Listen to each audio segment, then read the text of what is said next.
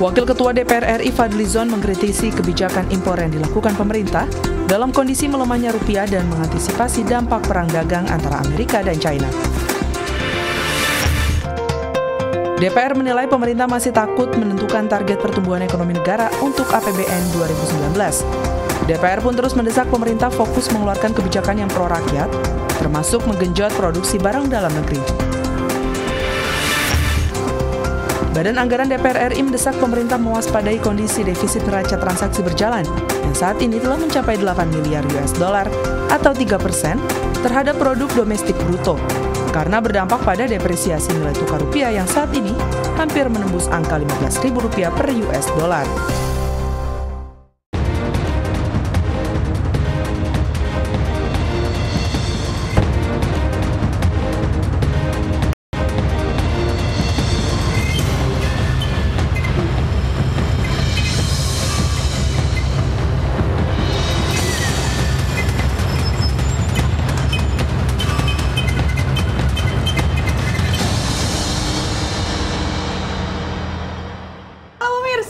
Apa kabar? Berjumpa lagi bersama kami dalam acara yang selalu akan memberikan inspirasi maupun wawasan baru untuk Anda, yaitu Suara Parlemen bersama saya Yuslianti dan rekan saya Medi Nugroho. Selamat Hari Kejepit Nasional. Kejepit beda ya. Iya kan besok libur lagi ya? Soalnya kan kalau misalnya kemarin kita baru weekend, Sabtu Minggu libur, sekarang masuk kerja, besok libur lagi. Jadi kan banyak yang bilang bahwa ini Hari Kejepit Nasional. Lihat aja, kayaknya ruas-ruas jalan raya nih dari rumah, misalnya kalau saya pengalaman saya dari rumah ke kantor, ini agak sedikit lowong. Mungkin karena Hari Kejepit Nasional dan cukup banyak ya kalau misalnya kita mau ngambil cuti, karena dari hari Sabtu, Minggu, Senin, Selasa, dan mungkin saja baru bisa berkegiatan lagi hari Rabu. Wah, 4 hari benar-benar bisa berlibur. Nah, biasanya ini pilihan waktu yang paling tepat untuk bersama keluarga. Jadi kalau harus kerja, tapi kita harus kerja. Harus tetap memberikan informasi lah ya, agak sedikit berbeda dengan yang lain. Kalau Anda mungkin di rumah lagi santai-santai karena mungkin menikmati libur hari ini, kejepit nasional itu kan, izin mungkin atau cuti ya nikmati dengan baik, lebih oke lagi ya. Itu dia. Nah, kalau misalnya memang besok hari libur, yang pertama dilakukan adalah saya akan bangun sedikit lebih siang atau banyak lebih siang. Iya dong, apalagi kan aku nggak kemana-mana. Yang pasti dengan mengisi liburan ataupun besok mau libur lagi kan happy-nya berbeda dengan kalau kita menghadapi hari kerja dari Senin hingga Jumat ya. Kayaknya kalau libur, saya berharap justru kalau hari Selasa atau Rabu itu tanggal merah tuh seneng ya. Jadi kayaknya menghadapi 1 minggu bekerja. Kenapa itu cepet ya. Penyakitnya pekerja tuh pasti fokusnya sama libur ya. Bukan sama kerja gitu ya. Capek dengan beban kerja yang luar biasa kali ya. Tidak akan membahas terkait dengan libur panjang yang mungkin akan kita hadapi esok hari. Saya akan berikan dulu 3 berita utama pada pagi hari ini. Yang pertama terkait dengan Fadlizon, kritik sikap pemerintah dalam menghadapi lemahnya rupiah. Wakil Ketua DPR RI Fadlizon mengkritik kebijakan impor yang dilakukan pemerintah dalam kondisi melemahnya rupiah dan mengantisipasi dampak perang dagang antara Amerika dan China. Berikut berita selengkapnya.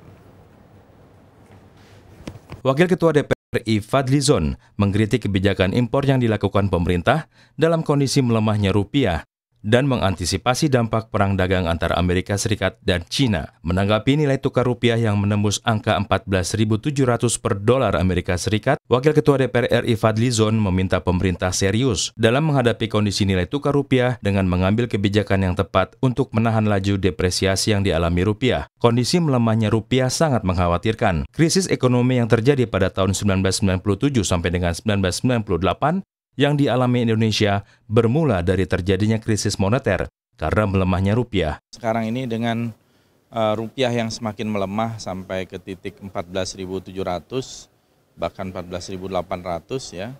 Ini menurut saya sangat membahayakan. Pemerintah harus berbuat sesuatu.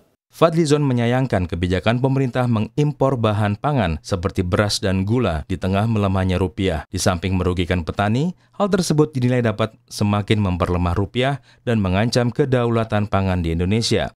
Fadlizon meminta pemerintah mencari strategi agar rupiah dapat stabil di tengah pengaruh global. Semua negara juga terkena kok dampak itu. Tapi kenapa kok India bisa sampai 7%? Kenapa Filipina bisa di atas 6,5%. Apa mereka tidak terkena dampak? Mereka terkena dampak juga. Turki bahkan mengalami perang dagang yang hebat, tapi dia punya strategi untuk mengcounter itu. Jadi getting intervention right gitu ya. Kalau ini nggak jelas interventionnya apa. Helmi Darmawan dan Gunarso, TVR Parlemen melaporkan. Terkait nilai tukar rupiah yang menembus hampir Rp15.000 per dolar Amerika, Wakil Ketua DPR RI Fadlizon meminta pemerintah serius dan mengambil tindakan tepat untuk menahan laju depresiasi rupiah. Ia menilai kondisi melemahnya rupiah sangat mengkhawatirkan dan mengingatkan pemerintah bahwa krisis ekonomi pada tahun 1998 bermula dari krisis moneter. Fadli pun menyayangkan kebijakan pemerintah yang terus mengimpor bahan pangan di tengah melemahnya nilai rupiah, karena tindakan tersebut dapat memperlemah rupiah dan merugikan petani. Lebih lanjut, Fadli juga meminta pemerintah agar mencari strategi upaya rupiah dapat stabil di tengah pengaruh global seperti perang dagang. Iya juga ya, kalau misalnya nih rupiah lagi melemah, terus kenapa pintu impor tetap dibuka ya, apalagi terhadap bahan-bahan pangan saat ini. Padahal kalau misalnya memang rupiah makin melemah, harusnya peningkatan ekspor yang lebih didahulukan, terutama berkaitan dengan produk-produk dalam negeri. Agak PR juga ya pemerintah ya, kalau nilai rupiah terus melemah begini. Kemudian di berita kedua terkait dengan DPR RI menilai pemerintah pesimis targetkan pertumbuhan ekonomi. DPR RI menilai pemerintah masih takut menentukan target pertumbuhan ekonomi negara untuk APBN tahun 2019. DPR pun terus mendesak pemerintah fokus mengeluarkan kebijakan yang pro rakyat, termasuk menggenjot produksi barang dalam negeri. Berikut berita selengkapnya. DPR RI menilai pemerintah masih takut menentukan target pertumbuhan ekonomi negara untuk APBN tahun 2019. DPR pun terus mendesak pemerintah fokus mengeluarkan kebijakan yang pro rakyat, termasuk menggenjot produksi barang dalam negeri. Ditemui di Gedung Nusantara II DPR RI Jakarta, anggota Badan Anggaran DPR Bambang Haryo Sukartono menyayangkan pernyataan Menteri Keuangan mengenai target pertumbuhan ekonomi Indonesia di tahun 2019 yang berada di poin 5,3%. Dengan pembangunan infrastruktur yang masif, pengucuran dana desa dan KUR, seharusnya pertumbuhan ekonomi bisa meningkat serta menciptakan swasembada pangan. Pemerintah harus mengevaluasi 16 paket kebijakan ekonomi yang telah dikeluarkan, karena nyatanya pertumbuhan ekonomi Indonesia malah menurun di bawah Timor Leste dan Papua Nugini. Nilai kurs dolar kita semakin meninggi atau membesar, maka defisit dengan adanya ini akan semakin parah kondisi negara kita, dan ini akan semua masyarakat akan kesulitan untuk memenuhi kebutuhan hidupnya. Anggota Komisi 11 DPR RI Junaidi Auli menilai janji Jokowi untuk menaikkan pertumbuhan ekonomi tidak sesuai target yang ditetapkan. Pemerintah dan DPR bisa menghitung secara cermat asumsi-asumsi makro dan target pertumbuhan ekonomi yang realistis untuk APBN tahun 2019. Asumsi-asumsi makro yang kemudian disusun bisa direalisasikan secara tepat, benar, dan kemudian pengalokasian anggaran-anggaran yang ada ke bidang-bidang pembangunan di semua sektor, saya kira bisa berjalan dengan baik. Amita dan Dwi Utomo, TVR Parlemen melaporkan. Anggota Badan Anggaran DPR RI Bambang Haryo Sukartono menyayangkan pernyataan Menteri Keuangan Sri Mulyani mengenai target pertumbuhan ekonomi Indonesia tahun 2019 sebesar 5,3%. Sebab menurutnya angka tersebut dapat ditingkatkan. Bambang pun meminta pemerintah untuk mengevaluasi 16 paket kebijakan ekonomi yang telah dikeluarkan. Karena pertumbuhan ekonomi Indonesia justru menurun di bawah Timor Leste dan Papua Nugini. Anggota Komisi 11 Junaidi Auli menilai bahwa janji Jokowi untuk menaikkan pertumbuhan ekonomi masih jauh dari harapan. Untuk itu, Junaidi menghimbau pemerintah dan DPR dapat menghitung secara cermat asumsi makro dan target pertumbuhan ekonomi untuk APBN tahun 2019. Berarti sebenarnya kalau misalnya target pertumbuhan ekonomi di antara tahun 2018, begitupun juga dengan tahun 2019 ini cukup tidak terlalu terlihat ada penambahan yang cukup signifikan ya. Kalau misalnya memang tahun lalu ya memang sekitar 5,3%. Bahkan sebenarnya tahun lalu itu tadinya optimis loh bahwa di tahun 2019 nantinya bisa sampai mencapai 5,6%. Tapi ternyata memang mungkin pemerintah tidak akan terlalu muluk-muluk untuk memberikan target yang begitu besar. Karena takutnya nantinya juga kenyataannya tidak berjalan sebagaimana target yang sudah dibuat. Jadi masih di kisaran 5,3%. Ya, dengan ekonomi global ini kan benar-benar mempengaruhi ya. Ya. Kalau kita masuk ke ekonomi di negara ini, menjadi PR juga untuk pemerintah bisa membuat strategi baru ya. Karena nilai dolar juga semakin kuat di hadapan rupiah itu sendiri. Ya. Kemudian di berita ketiga terkait dengan Banggar atau Badan Anggaran DPR RI mendesak pemerintah waspadai defisit neraca transaksi berjalan. Badan Anggaran DPR RI mendesak pemerintah mewaspadai defisit neraca transaksi berjalan yang saat ini telah mencapai 8 miliar dolar Amerika. Hal tersebut berdampak pada depresiasi nilai tukar rupiah yang saat ini menembus angka Rp15.000 per dolar. Berikut berita selengkapnya. Badan Anggaran DPR RI mendesak pemerintah mewaspadai kondisi defisit neraca transaksi berjalan yang saat ini telah mencapai 8 miliar dolar Amerika Serikat atau 3% terhadap produk domestik bruto. Hal ini berdampak pada depresiasi nilai tukar rupiah yang saat ini hampir menembus angka Rp15.000 per dolar Amerika Serikat. Ditemui saat rapat kerja Banggar dengan Menteri Keuangan, Gubernur Bank Indonesia, dan Menteri PPN Bappenas di Gedung Nusantara II DPR RI Jakarta. Anggota Banggar DPR Andi Akmal Pasludin mengkritisi kondisi defisit neraca transaksi berjalan Indonesia yang telah mencapai 8 miliar dolar Amerika Serikat pada akhir kuartal kedua tahun 2018. Andi Akmal mengatakan kondisi defisit neraca transaksi berjalan saat ini tidak mampu ditutup oleh surplus transaksi modal dan berimbas pada neraca pembayaran Indonesia yang defisit. Dolar ini semakin menggila, tentu memang selain kesulitan para pengusaha kita ya untuk membeli ya atau mengimpor bahan baku ya, tentu ini akan memukul juga sektor real kita gitu. Di mana tentunya sektor real ini kalau terpukul berarti akan menyebabkan PHK. Andi Akmal Pasludin mendukung komitmen pemerintah mengurangi impor bahan baku dan pangan yang masih dapat dipenuhi di dalam negeri. Andi Akmal juga mendorong himbauan Menteri Keuangan kepada para importir untuk membatasi penggunaan dolar Amerika Serikat. Mengurangi impor. Karena ini kan akan menyebabkan devisa negara kan akan terkuras ya. Yang kedua yang tidak terlalu penting, saya sepakat juga jangan dulu diimported ya, jangan dulu dilakukan import. Yang ketiga tentu himbauan Menteri Keuangan kemarin agar para pelaku importir itu membatasi penggunaan dolar Amerika gitu.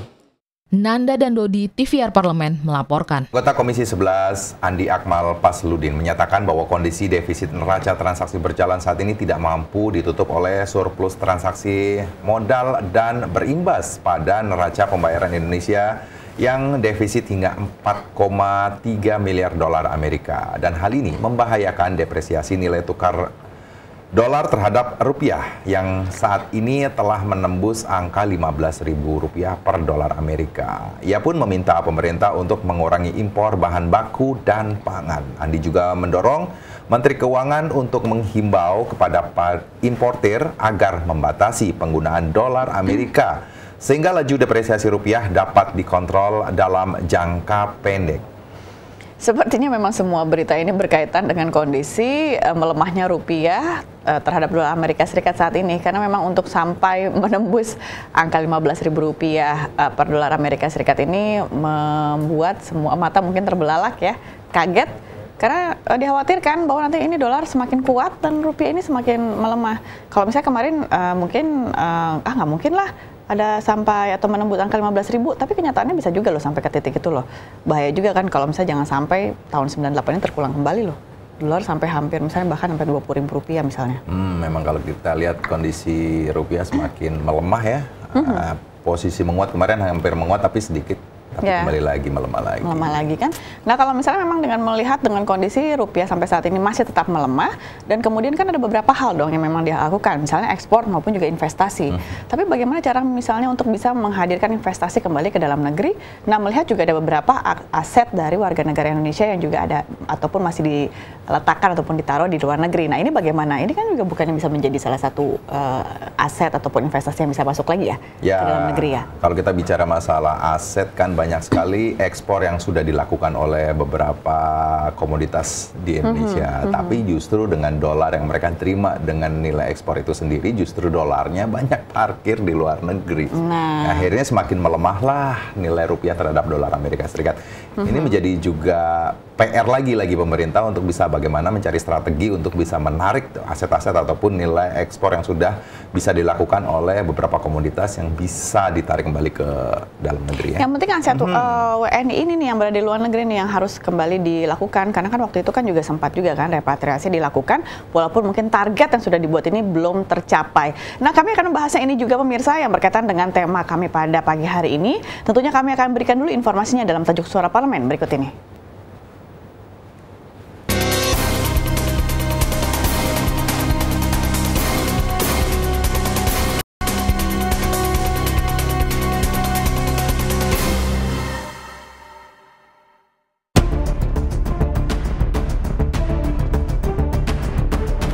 Memburu aset WNI dari luar negeri. Aset WNI di luar negeri ada 11.000 triliun. Jika teks amnesti kemarin berhasil, tentu rupiah tidak akan bisa anjlok. Pasalnya, apakah benar pemerintah sudah memiliki datanya? Mengingat sampai repatriasi hanya mampu diperoleh 144 triliun. Padahal targetnya 4.000 triliun. Oleh karena itu, saatnya pemerintah mengejar aset WNI di luar negeri untuk mengembalikan rupiah ke posisi terbaiknya. Oleh karena itu, dibutuhkan kesigapan aparat untuk memburu aset WNI agar kembali ke pangkuan Republik Indonesia. Mengingat cara baik-baik melalui teks amnesti telah dilakukan, saatnya pemerintah mengambil tindakan tegas dengan memaksa aset WNI yang di luar negeri untuk dikembalikan ke tanah air. Dengan begitu, maka investasi dalam negeri meningkat dan dolar masuk ke Republik sehingga rupiah menguat. Karena untuk menguatkan rupiah cuma hanya satu cara, yaitu masukkan dolar ke Indonesia sebanyak-banyaknya, sehingga rupiah kembali menguat. Padahal, kita telah memiliki data tentang aset WNI di luar negeri. Kalau bukan sekarang, kapan lagi? Karena mereka tidak akan menyerahkan jika mereka bisa sembunyikan. Hal ini mencegah terjadinya krisis keuangan karena defisit pembayaran, defisit fiskal, dan defisit anggaran berjalan telah mengkhawatirkan di tengah pendapatan yang minus dari perdagangan. Semoga badai berlalu.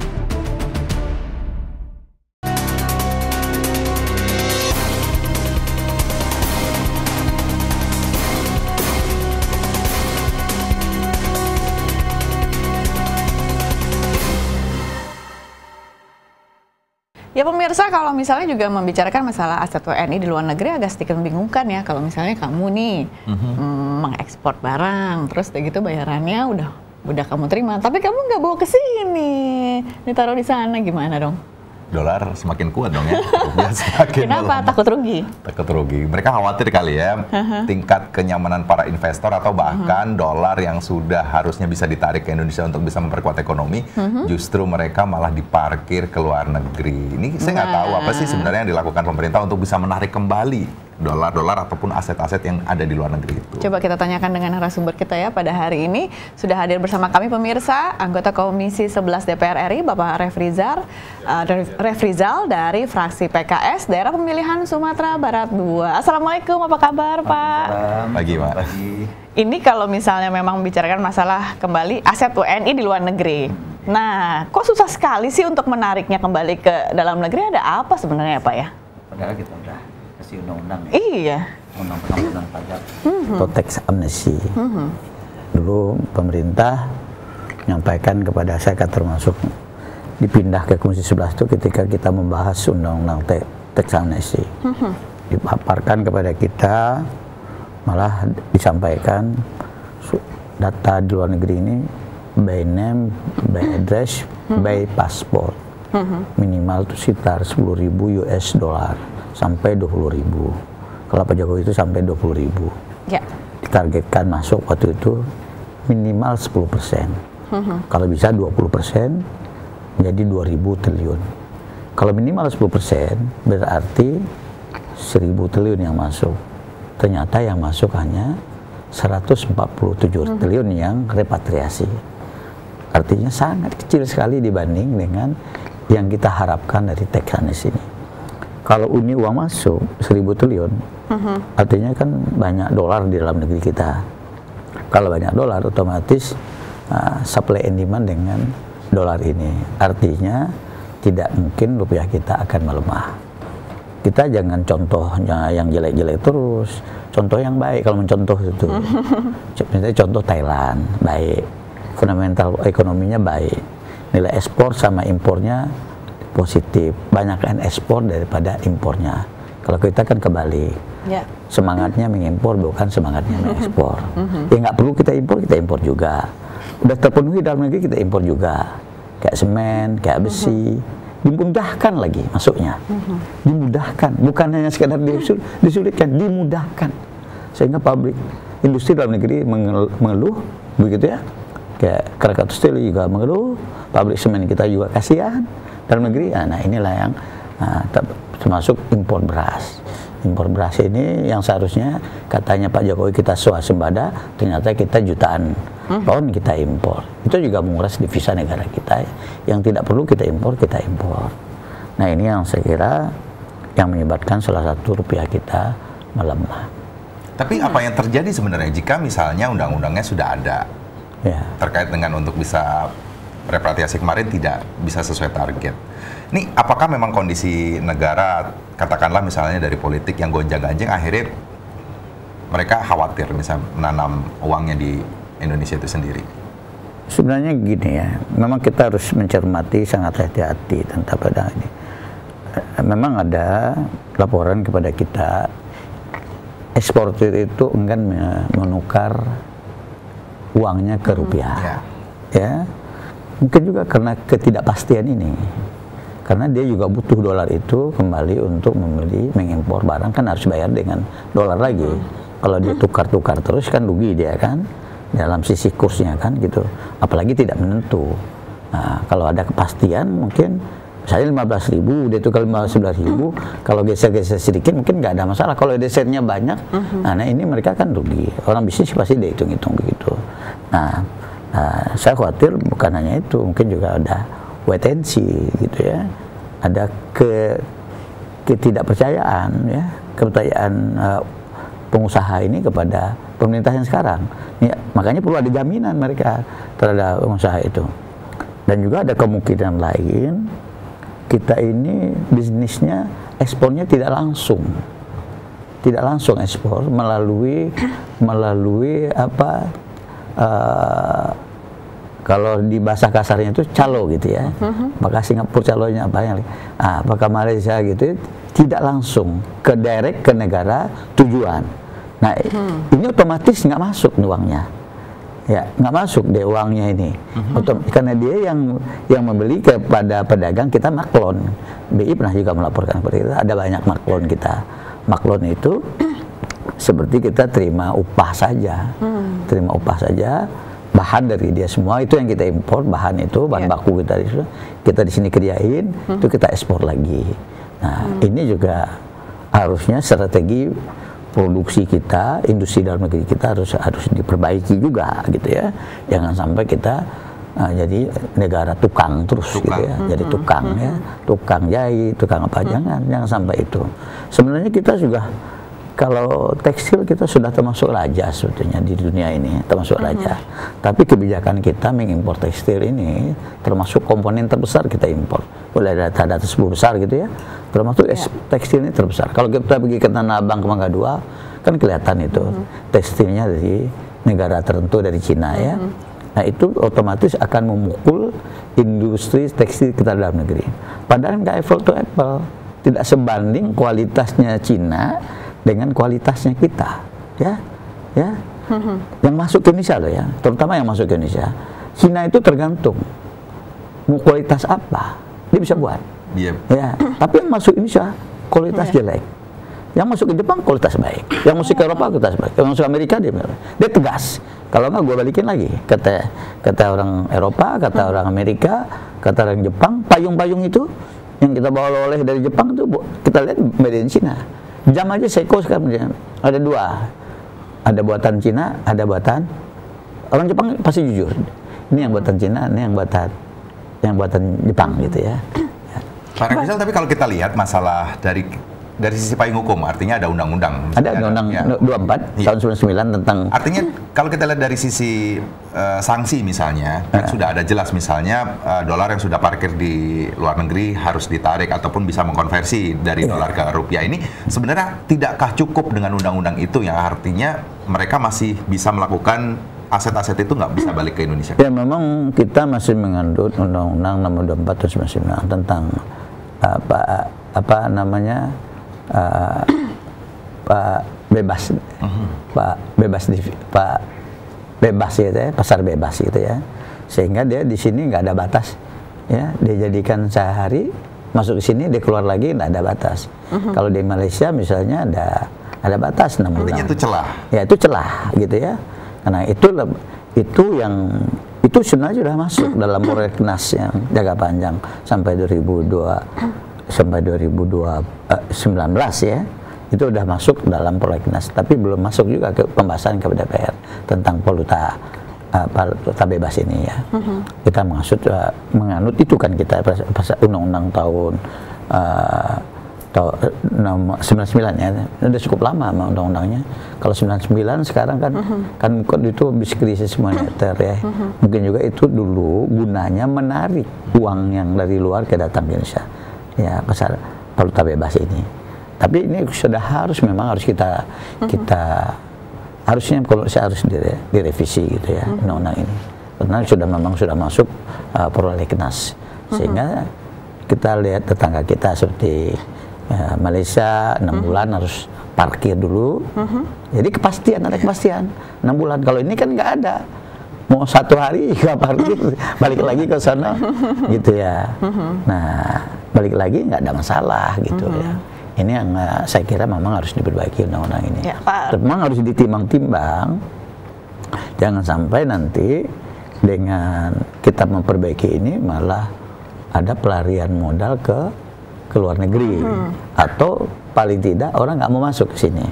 Itu yang harus balance kita menghitungnya. Tapi yang sangat penting adalah kecintaan warga negara kita yang ada di luar negeri, yang memparkir uangnya di luar negeri untuk kembali ke pangkuan Ibu Pertiwi. Karena dia mencari uangnya di sini, jangan sampai yang menikmati orang lain. Ya. Paling tidak uangnya kan diparkir di sini, kan dia juga yang tetap menikmati. Kita hanya menikmati uangnya itu berputar di negara kesatuan Republik Indonesia. Itu aja yang kita harapkan, cuman nggak kita nikmati uang itu secara fisik, nggak kita nikmati.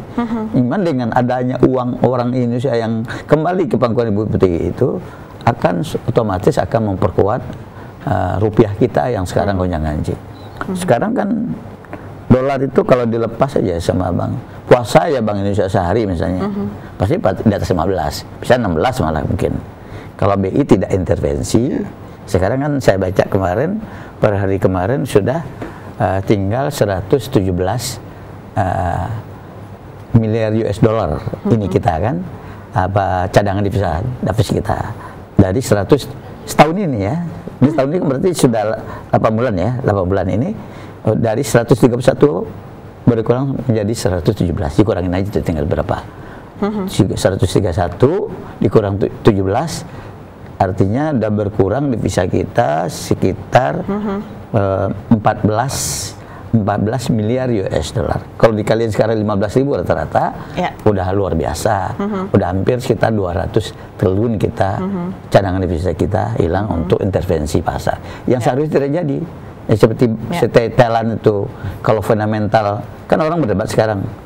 Oh, ada yang pro pemerintah, fundamental ekonomi kita kuat. Kalau kuat nggak, rupiah kita nggak melemah dong. Itu aja ukuran sederhana. Jangan ini dah. Ya, jangan bandingkan misalnya devisa kita tahun 2018 ini dengan devisa kita 98. Nggak cocok bandingannya, situasi udah jauh berbeda. Dia cuma bandingin itu satu faktor doang. Ini impor ekspor kita nggak dilihat sama dia. Itu termasuk salah satu yang disebut fundamental ekonomi kita. Karena dengan ekspor itulah kita mendatangkan dolar ke negara kesatuan Indonesia. Kalau nggak ada ekspor, dari mana datangnya? Ya pinjam, ya kan? Memberatkan juga. Sekarang ternyata kita kan memberatkan. Kalau menurut Faisal Basri dari Indef kan gitu. Ya. Kalau swasta kayaknya sadar. gitu, nggak menambah uangnya, utangnya gitu kan. Tapi yang nggak sadar ini kan pemerintah katanya sama BUMN, yang lambat sadar katanya. Nah, sekarang mulai sadar nih. Tapi kan nggak bisa serta-merta kita sekarang mengurangi impor tuh nggak bisa serta-merta. Kita udah pesan barang, kita stop impor, bisa nggak? Nggak bisa. Kena penalti kita. Nanti kita akan kembali membicarakan masalah ini, pemirsa. Untuk itu kami harus jeda terlebih dahulu. Anda jangan kemana-mana, masih bersama kami tentunya di Suara Parlemen.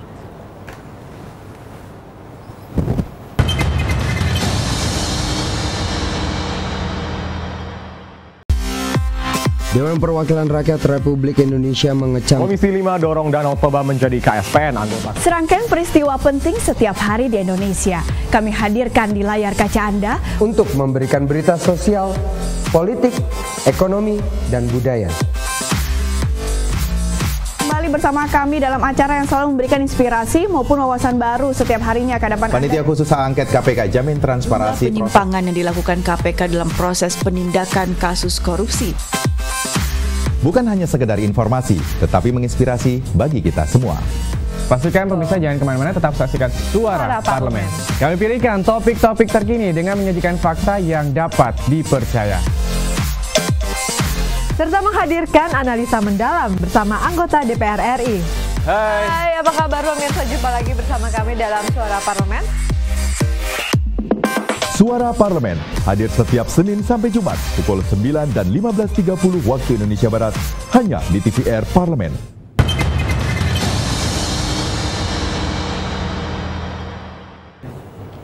Ya pemirsa, Anda masih bersama kami tentunya di Suara Parlemen, masih bersama Pak Refrizal, anggota Komisi 11 DPR RI. Pak, kalau misalnya tadi kan juga sempat dikatakan bahwa sebenarnya memang kita ada sistem yang bahwa Indonesia ini sebenarnya juga seperti negara pekerja saja.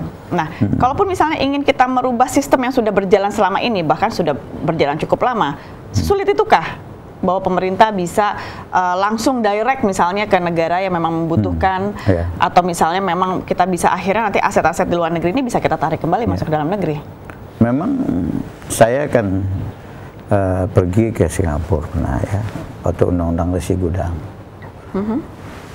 BUMN kita aja menjualnya via Singapura, kayak timah gitunya. Padahal Singapura itu bukan apa namanya pemakainya kan, pemakai utamanya. Pasti dia Singapura akan kirim lagi ke negara-negara tujuan. Nah dulu saya sangat setuju bagaimana pelabuhan kita juga, termasuk pelabuhan kita jangan jadi bukan jadi apa koridornya siapa? Koridornya Singapura. Ya, Singapura tujuan utamanya, nanti kapal kecil baru masuk ke Tanjung Priok, ke Surabaya, kemana-mana.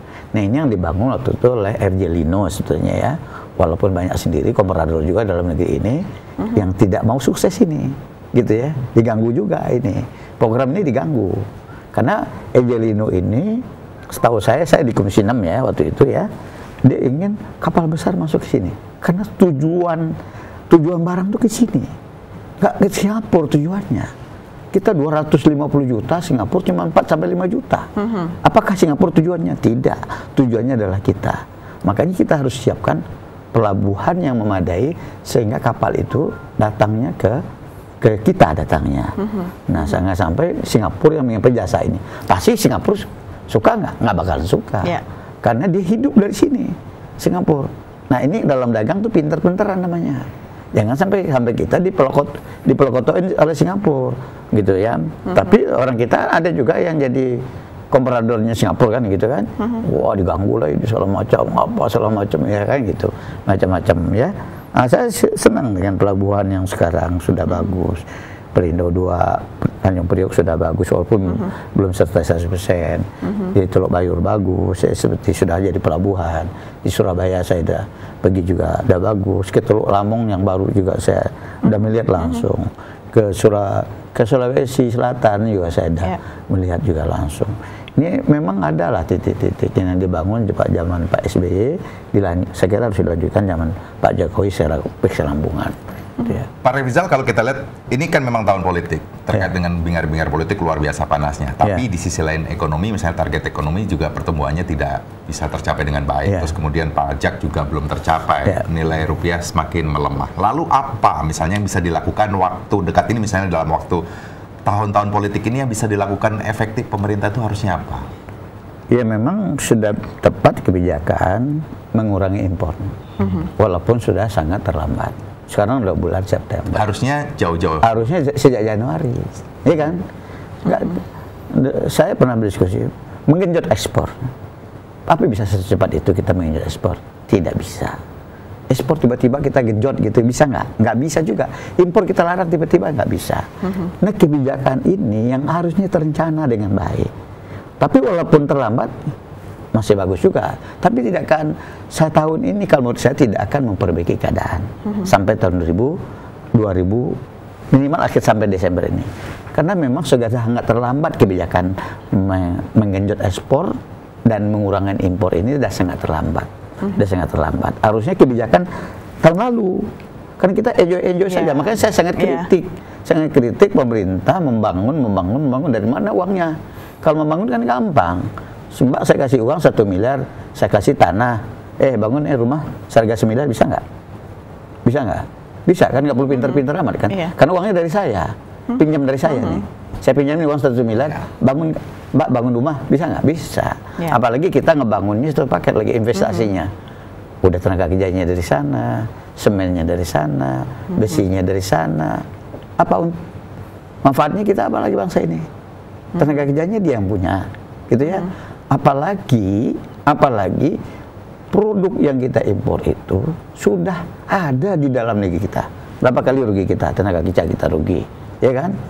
Terus yang seharusnya yang tidak kita impor, itu menghilangin devisa negara kita, gitu ya.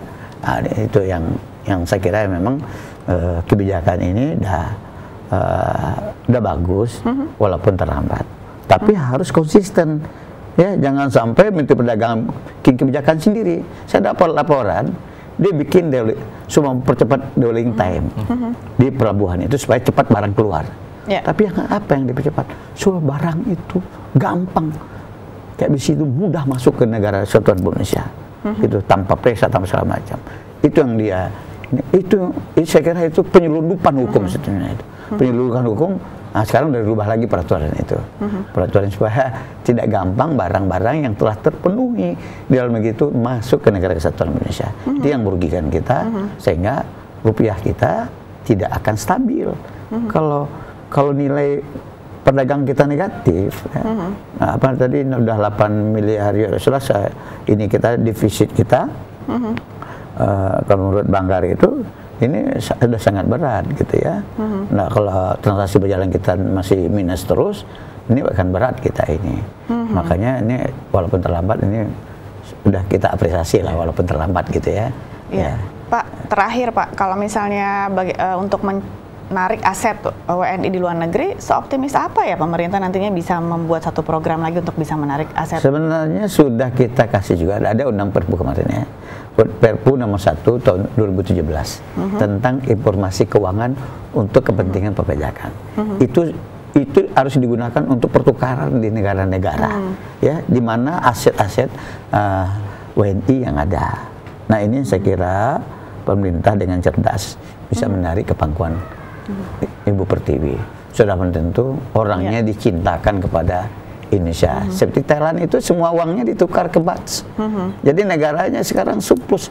Sekarang Thailand aja sekarang ingin melemahkan sedikit bahtnya itu, gitu. Orang kita ingin memperkuat rupiah kita, seolah-olah dia ingin memperlemah sedikit lah supaya dia jangan manteng, gitu kan. Gitu. Sekarang kan Thailand nggak ada apa-apa, nggak ada goyang sedikit. Kalau kita kan alasan kita banyak, perang dagang Cina sama Amerika, kok Thailand nggak ngaruh, gitu. Kira kalau segi potensi mana? Malaysia nggak ngaruh. Potensi mana kita dengan Thailand? Malaysia itu nilai ekspornya aja 217 miliar US dollar. Kita hanya 114. Besaran mana Malaysia dengan kita? Potensi negara kita besaran mana dengan Malaysia? Itu aja udah jauh. Malaysia penduduknya 1/10 kita, nggak ada, atau 1/11 kita penduduk kita dengan kita. Harus dengan itu kita harus 10 kali lipat ekspor kita dengan Malaysia. Ini malah di bawah Malaysia, apalagi di bawah yang negara baru kemarin, Vietnam di bawah lagi. dibuat Vietnam, jangan sebutlah Thailand gitu, jauh lah gitu ya, kejauhan kita ceritanya. Nah ini yang saya kira pemerintah harus siuman gitu ya, harus bangun ini, jangan sadarnya terlambat terus gitu ya. Dulu pernah Kadin ngomong sama saya, ini ibarat bikin kebijakan Pak, bikin kebijakan kayak dokter Pak, ngasih resep, nggak dikasih pilnya Pak, ngasih obatnya nggak dikasih, nggak sembuh-sembuh, gitu. Hanya kebijakan sampai hanya kebijakan saja, kebijakan kan teori, sikap kan, aplikasinya nggak ada. Nah ini yang mengakibatkan kita sekarang. Dulu saya udah ingatkan pemerintah, Bapak Penas, Bu Menteri Keuangan, Menko, saya waktu pindah ke Komisi 11, saya sampaikan, membangunnya mudah Pak, membangun tol ini mudah, nggak susah. Yang penting uangnya itu dari mana? Apalagi membangun tanpa kajian nanti. Membangun dermaga, membangun pelabuhan yang tidak terpakai, membangun jalan yang boleh dipakai orang, yang lewat nanti monyet-monyet aja nanti yang lewat. Kan sayang tuh jalan. Atau pelabuhan itu jadi apa nanti? Buat orang mancing aja, nggak ada kapal yang lewat situ. Kan sayang gitu. Bapak pergi aja ke Sabang. Itu pelabuhan nggak dipakai Pak. Dermaga kita yang triliunan kita kasih uang, nggak dipakai juga. Kan sayang itu uangnya. Ya, yang dibutuhkan jadi apa? Jadi beton. Uangnya jadi beton. Yang harusnya jadi dolar jadi beton itu doangnya gitu. Harusnya tindakan ya Pak ya, jangan hanya cuma teori aja ya. Kata Kadin yang lama ngasih tahu saya aja, Pak ini ibarat kita ke dokter dikasih resep, terus pelnya dikasih Pak, katanya nggak sembuh dia. Ya, masih kita baca-baca doang, wah seneng lihat kebijakan. Walaupun pasar udah seneng lihat kebijakan, tapi yang ditunggu oleh pasar adalah operasionalnya, tindakan nyatanya daripada kebijakan itu. Kita harus punya kebijakan ekspor genjot gitu. Apa langkah-langkahnya? Kita lihat nih langkahnya. Mengurangi impor, apa langkah-langkah? Itu yang konkret. Nah, dan seterusnya kebijakan. Kalau kenaikan suku bunga udah berapa kali Bank Indonesia naikin? Udah 3 kali, 4 kali. Udah 125, 25, 50, udah 3 kali. Udah 3 kali naik. Tapi nggak nendang tuh kalau bahasa anak mudanya gitu. Nggak nendang, rupiah tetap aja kelepar-kelepar gitu kan gitu. Nah gitu kan nendang juga gitu. Kalau kebijakan itu BI udah melakukan sangat luar biasa lah gitu ya. Tapi kan kasihan BI kalau dibiarin sendiri. Pak, saya bilang kepada BI, Bapak nggak bisa sendiri. Harus kebijakan ini rame-rame. Dengan Menteri Perdagangan, Menteri Keuangan, nggak bisa sendiri. Harus rame-rame. Ini negara harus sinergi, negara kita bersama, sinergi ini bukan negara sendiri, Bapak. Baik, Pak. Gitu. Terima kasih banyak Pak Refrizal sudah hadir pada pagi hari ini, dan tadi kami sudah berbincang langsung pemirsa dengan anggota Komisi 11 DPR RI Bapak Refrizal. Setelah ini kami jeda kembali, kami akan hadir ke hadapan Anda dengan beberapa headline surat kabar yang terbit pada pagi hari ini. Jangan kemana-mana, masih bersama kami tentunya di Suara Parlemen. Terima kasih Pak. Ini kalau bicara gini, bahannya terlalu banyak.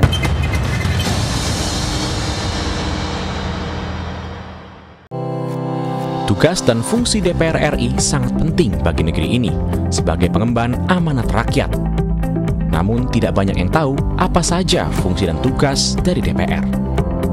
DPR mempunyai 3 fungsi pokok, yaitu legislasi, anggaran, dan pengawasan.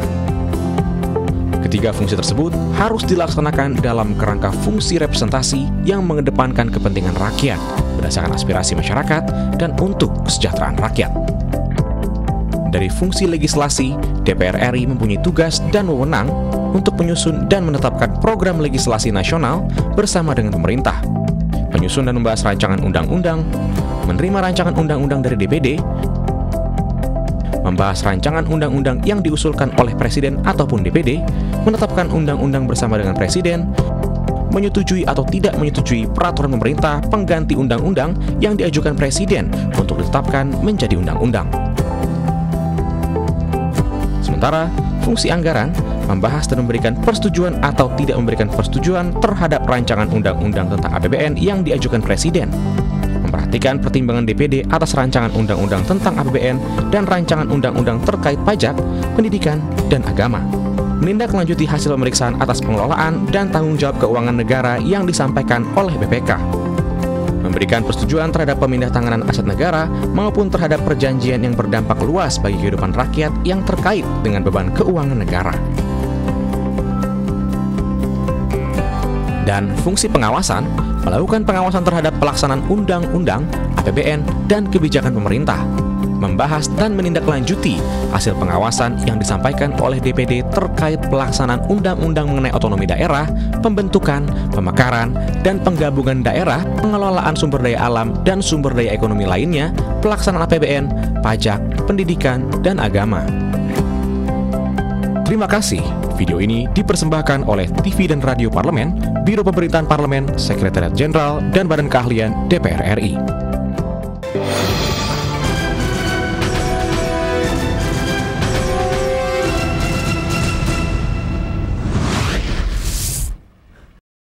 Headline surat kabar, saya akan bacakan di harian koran pertama di Kompas. Kesejahteraan warga desa menurun. Di harian Kompas pada hari ini, laju kenaikan harga barang dan jasa yang harus dibayar warga desa seiring lebih tinggi dibandingkan dengan penghasilan atau harga yang mereka terima. Pengentasan rakyat miskin di desa pun bertambah berat. Badan Pusat Statistik mencatat inflasi di pedesaan pada Juli 2018 mencapai 0,82%. Di mana nilai ini lebih tinggi dari inflasi nasional yang tercatat 0,28% bulan itu. Penghasilan dan kesejahteraan warga desa juga sangat erat dengan harga komoditas yang mereka produksi. Apabila harganya anjlok di pasaran, maka keadaan mereka pun semakin terpuruk. Kepala Badan Perencanaan Pembangunan Nasional Bambang Brojonegoro menyatakan bahwa sebagian petani memang memiliki keterbatasan untuk meningkatkan produktivitas tanaman. Sementara itu, Dirjen Perimbangan Keuangan Kementerian Keuangan Astera Primanto Bakti juga menambahkan bahwa penurunan kemiskinan di desa jangan hanya bertumpu pada dana desa. Aparatur desa harus dapat menggunakan dana desa secara efektif, sekaligus memaksimalkan pendapatan asli desa. Iya loh, kalau misalnya memang dana desa ini dipergunakan secara efektif, harusnya juga sudah ada beberapa hal yang bisa melakukan peningkatan di desa tersebut. Jadi kalaupun misalnya berkaitan dengan kesejahteraan kan nggak jadi menurun ya? Ya, kalau kita lihat memang dana desa sudah semakin besar ya nilainya ya. Tapi kalau justru semakin terpuruk, kalau tadi dikatakan Pak Bambang ataupun orang-orang desa masih belum berani melakukan atau menggunakan aset desanya untuk bisa dikembangkan lebih bagus lagi. Jadi jangan hanya mengandalkan dari dana desa itu sendiri dong ya. Iya, betul sekali. Kemudian di harian media Indonesia, minat investasi ke Indonesia tetap tinggi. Para CEO perusahaan terkemuka Singapura dan internasional menyatakan minat investasi ke Indonesia masih tinggi. Untuk meyakinkan investor, Menko Perekonomian Darmin Nasution menegaskan bahwa fundamental ekonomi Indonesia masih sangat baik. Mengingat pemerintah telah mengambil langkah strategis untuk mengurangi defisit neraca berjalan. Darmin menambahkan Indonesia telah berhasil memelihara momentum pertumbuhan ekonomi dengan menekan inflasi, meningkatkan investasi, meningkatkan daya saing dan kemudahan usaha serta mempermudah perizinan bagi pengusaha. Sementara itu, Ketua Dewan Penasihat Kadin Kelautan dan Perikanan Rohim Dahuri menyarankan bahwa pemerintah menggenjot ekspor dari sektor perikanan serta melakukan deregulasi bagi sektor ini. Dengan demikian, pendapatan devisa dapat lebih baik sekaligus menolong nilai tukar rupiah. Iyalah, setidaknya juga potensi yang dimiliki Indonesia itu sangat tinggi loh. Jadi minat investasi ke Indonesia juga pasti masih tinggi. Nggak mungkin deh, nggak ada yang mau investasi ke Indonesia. Ya harusnya kan, investasinya masih bisa memberikan tingkat keyakinan yang tinggi ya, untuk bisa masuk ke Indonesia dengan mungkin berbondong-bondong. Tapi kalau tadi kita bicara masalah masih kondisi ekonomi yang masih nggak stabil, politik nggak stabil, mereka masih agak-agak takut atau nggak yakin juga ya? Enggak lah, saya sih harusnya maunya sih seperti Thailand ya. Kalau tadi Pak Refrizal bilang Thailand aja masih bisa berdiri tegak di saat memang sekarang terjadi beberapa hal atau yang berkaitan dengan perdagangan dunia ataupun perekonomian global, tapi dia tetap masih bisa berdiri. Saya yakin nanti Indonesia juga pasti bisa nanti ke depannya. Itu tadi pemirsa beberapa headline surat kabar sudah kami hadirkan ke hadapan Anda, sudah kami bacakan, sudah ada di Harian Kompas, begitupun juga di Harian Media Indonesia. Saat ini kami akan membacakan ke hadapan Anda untuk agenda maupun kegiatan anggota Dewan Senin 10 September 2018 yang akan tertera juga di layar kaca Anda. Kalau misalnya Anda juga sudah melihat layar kaca Anda, pada pukul 10 ini ada Komisi 11 DPR RI rapat kerja dengan Menteri Keuangan dan Gubernur Bank Indonesia serta Wakil Ketua DPR RI Fadlizon, rapat koordinasi penanganan gempa di Lombok. Badan Legislasi DPR RI juga rapat panja harmonisasi rancangan undang-undang tentang minyak dan gas bumi. Berbagai rangkaian kegiatan juga akan tetap terus berjalan, pemirsa, hingga siang bahkan sore hari nanti. Dan ini berarti juga Suara Parlemen edisi hari ini telah usai. Kami akan kembali ke hadapan Anda pukul 15.30 waktu Indonesia bagian Barat. Saya Yusli Hayanti. Saya Meni Nugroho. Terima kasih dan sampai jumpa.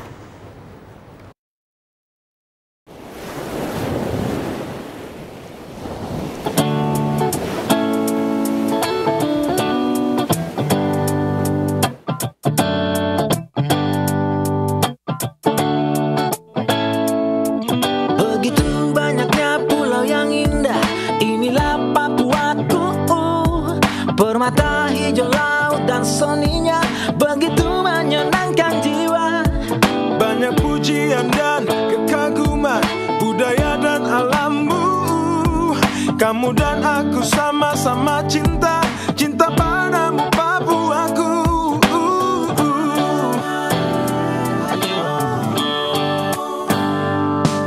Tiada yang lebih membanggakan jiwa, hanyalah Papuaku. Senyuman tulus dan penuh cinta, sungguh menyentuh sanubari. Oh, banyak pujian dan kekaguman, hanyalah untuk Papuaku. Kita cinta Papua, tanah Papua. Harumkan Indonesia dari sini.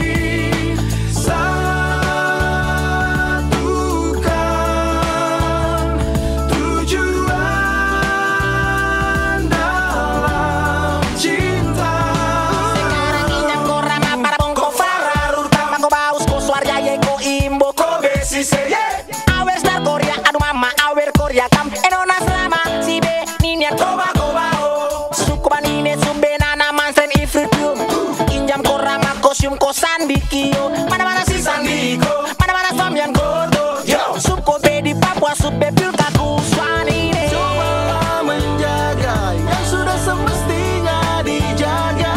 Papuaku tercinta, biarkan alamnya terus indah. Satukan tujuan, menjaga yang kita punya.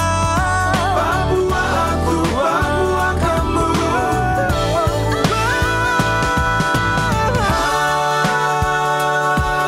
Harumkan Indonesia dari sini. Satukan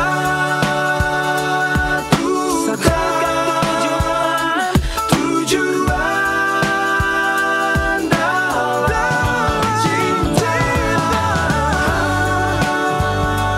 Harumkan Indonesia dari sini. Kita satukan tujuan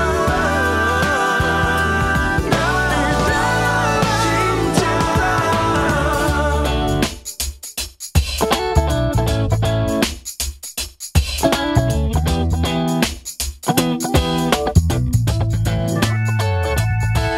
Karunana daerah, makwaren warik na babo Soren bon mawan dunde piung kaku rasa mora Seng ipin kaku awin nombroya memang Ku kerima denggiro supwanine mamaya Koreri sop Papua inja roras rendakine Kobe oksen makok fin ko mako swarja yeko